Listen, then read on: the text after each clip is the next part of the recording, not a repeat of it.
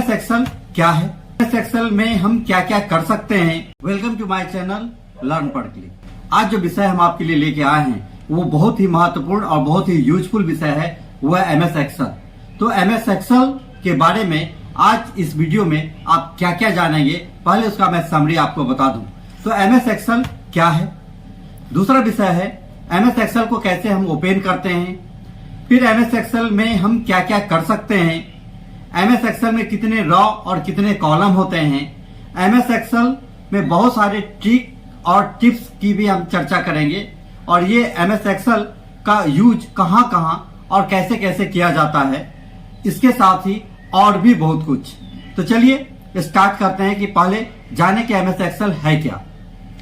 MS Excel is an electronic spreadsheet application.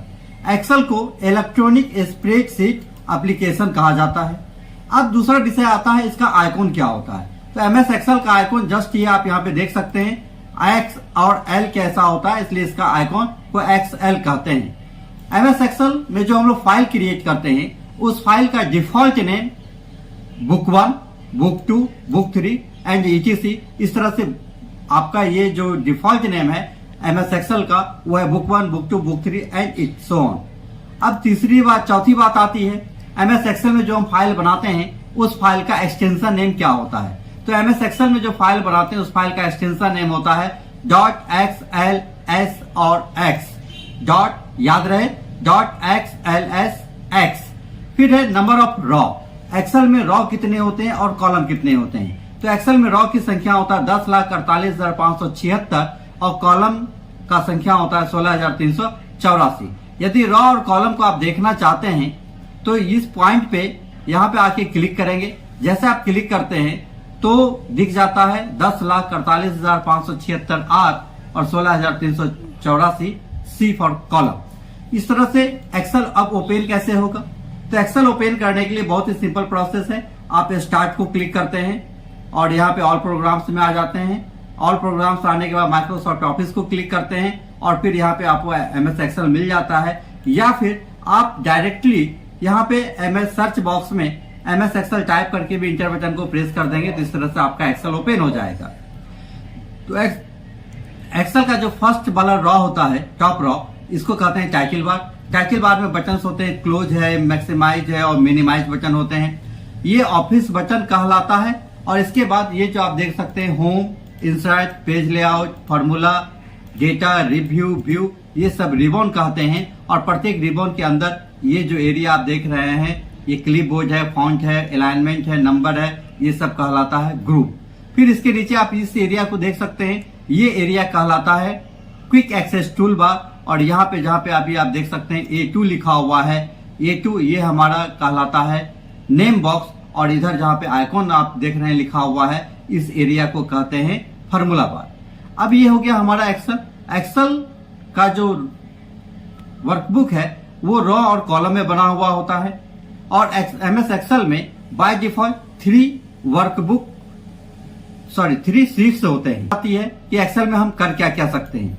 तो Excel में दोस्तों डेटा से संबंधित सारा का सारा काम कर सकते हैं। और ये चाहे वो ऑफिस हो, चाहे कोई छोटी बड़ी कंपनी हो, कोई दुकान हो, कोई शॉपिंग मॉल हो, किसी भी तरह किसी भी जगह पे, किसी भी कॉमर्शियल या नॉन कॉमर्शियल प्लेस पे भी एक्सेल का बहुत ज्यादा यूज होता है। तो यहाँ पे आप देख सकते हैं एक्सेल में हम क्या कर सकते हैं। तो पहला चीज मैं बता दूं आपको, अटेंडेंस शीट। अटेंडेंस शीट बहुत ही यूजफुल चीज है जो एक्सेल में आप बना सकते हैं। और ये अटेंडेंस शीट कैसे बनता है वो भी मैं आपको बताऊंगा।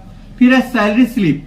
अगर किसी एम्प्लॉय को पेमेंट मिलता है तो उनको सैलरी के साथ साथ एक स्लिप भी मिलता है। ये सैलरी स्लिप भी आप डिजाइन कर सकते हैं एमएस एक्सेल में। फिर है सैलरी शीट। आपके कंपनी में जितने भी एम्प्लॉय हैं, सारे के सारे सभी एम्प्लॉय का अगर आपको बेसिक दिया हुआ है, टीए, डीए, एचआरए, टोटल ये सब कैलकुलेट करना है तो आप सैलरी शीट को भी बना सकते हैं एमएस एक्सेल में। जीएसटी कैलकुलेटर, जीएसटी बिल आप कैलकुलेट करना हो, जीएसटी निकालना हो तो जीएसटी कैलकुलेटर भी आप एक्सेल में बना सकते हैं।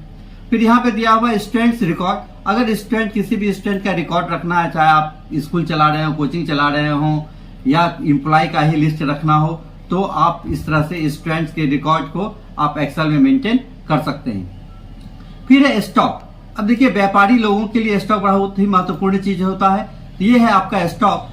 नेम ऑफ गुड्स दिया हुआ, टोटल परचेज, टोटल सेल्स, कितना स्टॉक में है, कितना उसका कीमत है। इस तरह से स्टॉक को भी मेंटेन करना चाहें तो कर सकते हैं। इतना ही नहीं, सेल, परचेज और स्टॉक मेंटेनेंस के लिए आप एक छोटा सा सॉफ्टवेयर अगर बनाना चाहें तो सॉफ्टवेयर भी बना सकते हैं एमएस एक्सेल में।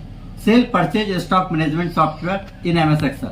तो इस तरह से एमएस एक्सेल आपके लिए बहुत ही अधिक यूजफुल होने वाला है। तो एमएस एक्सेल में ये इसका बेसिक था। अब इसमें हम थोड़ी सी बात करेंगे। एमएस एक्सेल में पहला चीज है किस तरह से हम सीरियल नंबर को इंसर्ट कर सकते हैं, सीरियल नंबर को लिख सकते हैं। और यदि आपको हमारा वीडियो अच्छा लगा तो आप हमारे अपने दोस्तों के साथ अधिक से अधिक शेयर कीजिए, लाइक कीजिए और कमेंट भी कीजिए। यदि कुछ किसी भी टॉपिक पे आपको नया वीडियो चाहिए तो आप कमेंट कर सकते हैं। साथ ही अगर आप कंप्यूटर का कोर्स कहीं पे भी किए हैं तो हमारे यहाँ से अगर आप उसका सर्टिफिकेट लेना चाहें तो सर्टिफिकेट के लिए आप हमसे संपर्क कर सकते हैं। एक छोटा सा सिस्टम है, उस सिस्टम को फॉलो करेंगे और आपको कंप्यूटर का सर्टिफिकेट भी प्रोवाइड किया जा सकता है हमारे यहाँ से। तो इस वीडियो में इतना ही, मिलते हैं अगले वीडियो में सीरियल नंबर के साथ एक्सेल में।